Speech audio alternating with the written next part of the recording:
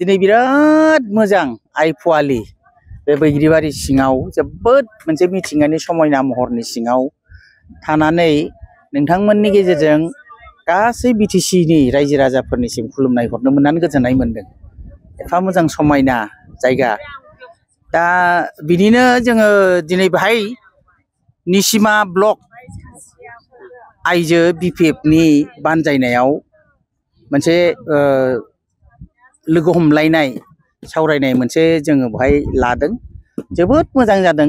गोबां मानसिखौ बेहाय लिंहरनाय जायाखैबाबो 10टा प्राइमारिनि गेजेराव माने 10 जन फैनायनि माने बुंहरनाय जादोंमोन। दा बिदि हिसाबै बिथांमोना बांसिनसो फैदों। खुब मोजां। आरो आङो इउथ वमेन बिएसइउनि मिटिंफ्रावबो बाहागो लाबाय थादों बे कयेक दिनाव।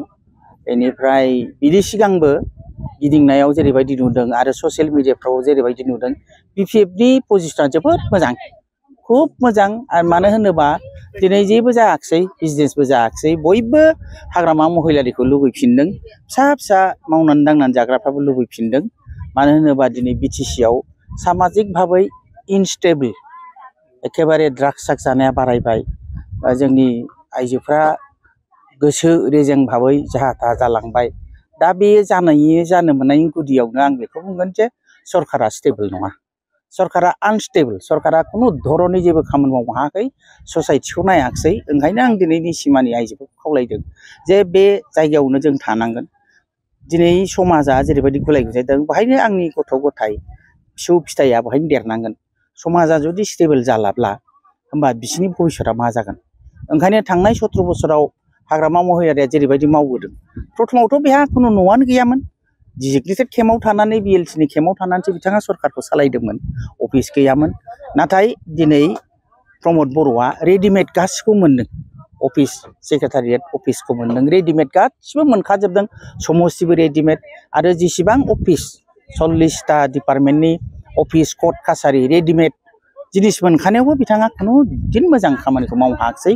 जायनि थाखाय दिनै समाजा खामानि गैयिनि थाखाय आनस्टेबल। दा बेखौ जुदि स्टेबल खालामनांगौब्ला जों जुदि भबिसतआव जोंनि गथ' गथायनि मोनसे राफोद जिउ खांनायखौ लुबैदोंबा जों हाग्रामाखौ लाबोफिनथारनांगोन। आरो बे साननायावनो दिनै बयबो राफोदै गोरायै बयबो थिगैनो दङ, पाब्लिकआ थिगैनो दङ। आं सानो बिपिएफआ खहा जानांगौनि, गिनांगौनि, खहा जानांगौनि जेबो बाथ्रा गैया। दिनै एनडिएफबिफोरखौ लानानै मोनसे सुक्ति खालामबाय। दुखुनांथावा बेनो जे सुक्तिया, सान्थि सुक्तिया सोरजों जायो? माबाया एक्सट्रिमिस्टमोन नामा प्रमद बर'आ सान्थि सुक्ति खालामनो? बेथ' एक्सट्रिमिस्ट नङामोन, बेथ' रिभलुसनसो खालामदोंमोन। दिनै सान्थि सुक्तिया सोरजों खालामो? एनडिएफबिजों खालामबाय। दिनै एनडिएफ रन्जन दैमारिखौ गहोनो हायाखिसै, खालि बेल' नङा, बेजों लोगोसे गोबां एनडिएफबि जोंनि गथ'फ्रा फिसाफ्रा दिनै जेलाव थानो गोनां जाबाय। दा बिसोरनि रैखाथिनि थाखाय निस्सय एक्स एनडिएफआ मोनसे बेब'स्थाखौ लुबैदों। आरो आं होननाय बायदि आनस्टेबल सरकार जानायाव निस्सय बिथांमोनहा जाथिखौ मोजां मोननानै संग्राम खालामबोनाय, एफा बोसोर संग्राम खालामबोनायाव बिथांमोनहाबो थानो हायाखै। ओंखायनो मोनसे पलिटिकेल पार्टिनि गेजेरजों मोनसे राफोद सरकार बिटिसिआव लाबोनो हागोन नामा निस्सय बिथांमोनहा सानदों। बिपिएफआ माबा मोनसे खथि जागोन आं बेखौ सानाखै। आरो निस्सय बिथांमोनहा सम थानायाव आरोबाव सिन्था खालामबावगोन। आरो गावसिनि दोलोआ मा जाहैनो हागौ हाया बेखौ बिथांमोनहा सिन्था खालामगोन। आरो बे सानै हयैनो निस्सय आगयदों।